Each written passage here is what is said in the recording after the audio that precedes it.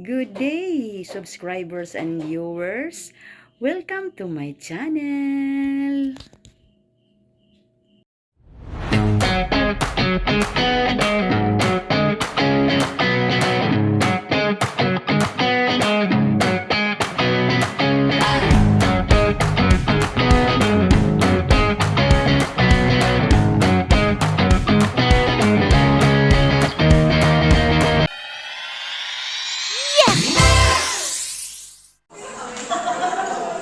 Nag-posting kami way na picture.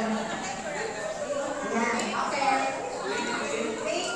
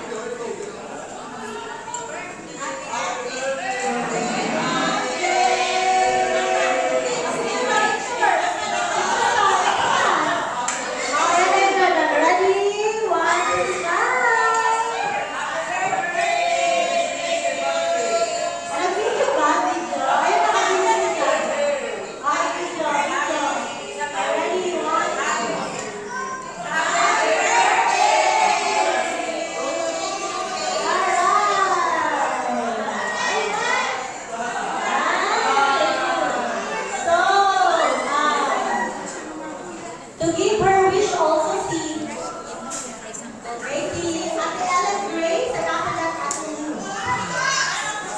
Okay, next.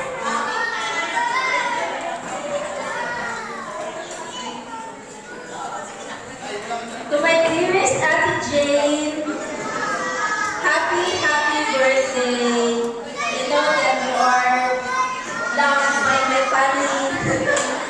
Salamat kayo sa inyong kinabuhay natin. Kasi Ate Jane Magot sa wala kay Balong. Muna ako ang first group sa Purple Team Ministry Group. So kami ang kagrupo. Sa among po yun, dahil may ginatawag na mentor. Someone na mga experiences sa kinabuhay ba nga maka-amaze ba nga wow, inana ang iyahap na daanan sa iyang kinabuhay. Yet, salamat kayo Ate sa inyong kinabuhi and your blessing sa inyong mga anak. Happy birthday also to you. Salamat kayo sa inyong mga hi babe. Happy birthday. Nag-posting kami way na picture. Yan. Okay. Wait.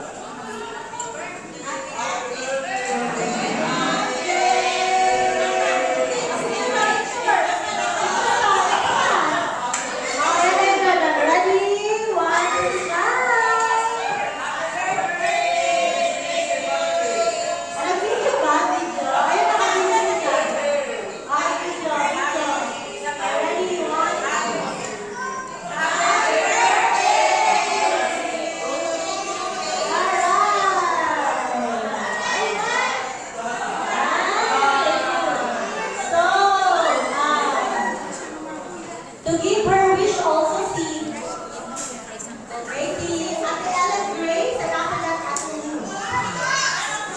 Okay, next.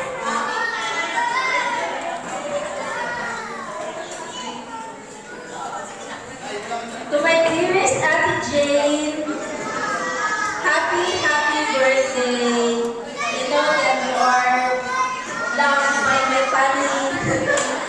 Salamat kayo sa inyong kinabuhay natin. Kasi Ate Jane Magot sa wala kay Balong. Muna ako ang first group sa Purple Team Ministry Group. So kami ang kagrupo. Sa among po yun, dahil may ginatawag na mentor. Someone na mga experiences sa kinabuhay ba nga maka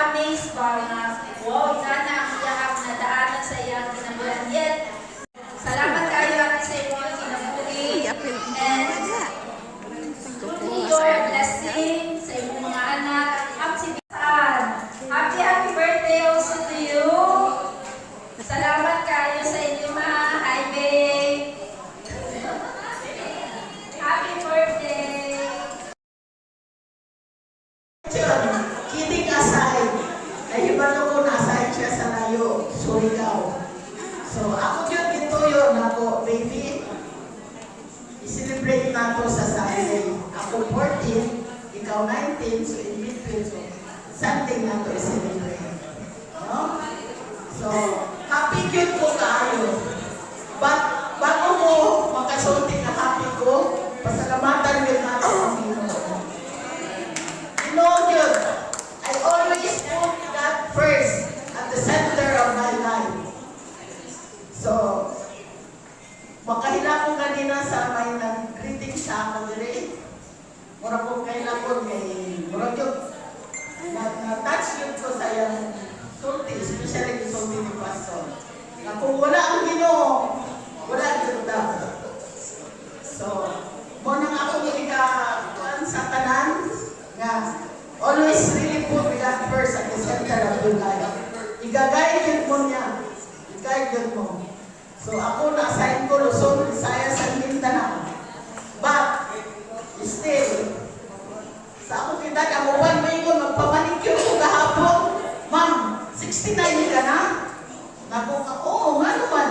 Abi na ako, mga 50 pa lang ka, ha? Naku, basig imuhan akong giuto-uto. Oo, pagkita ko na sa akong legs, wala na niya dito sa kuko. Siya na, nakapis pa man yung kuwan, ma'am, dili ba ni ang palaya yung mga. Ayaw ba, naputot na. Ba, ano? Pero praise the Lord, bitaw. Ano ako, amang yun ko'y kunog pa. Yes. So, atin ako, giuto-uto lang ko. Yeah, ang pamanicure ko. So, pasalamatan yung nato ang Ginoo. No? Hindi na matikulang. Magkasakit bang ta, pero ayaw niya niya. Una, diba? Si Belen, kinapray po na ako siya na maayo, tuloy-tuloy ang pag-ayo sa iya. Grasya sa Ginoo. Okay, kung sinita po sa ako sa una, hindi man siguro ikalimot. Lalo kung 2011, 12, bago ko nag-retire, payat kaayo ko. Kulang kayo ko tanaw. But after a while, katuloy, pagsubok lang sa Ginoo.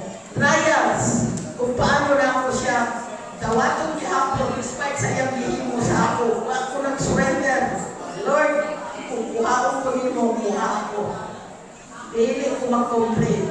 Kung buhiyon ko nimo, kung napakay purpose, ibuhin man ko niya. So, taga ko niya karon, strong, good health, and strong na panglawas. So, pasalamat yun kayo ko sa Ginoo. Utro na ako, going back to my BCAC family. Salamat kayo sa inyong pagtunghan din. So, I just hope and pray next year, the same people will come and join me in celebrating my 70th birthday. Amen. Dreaming and birthdays.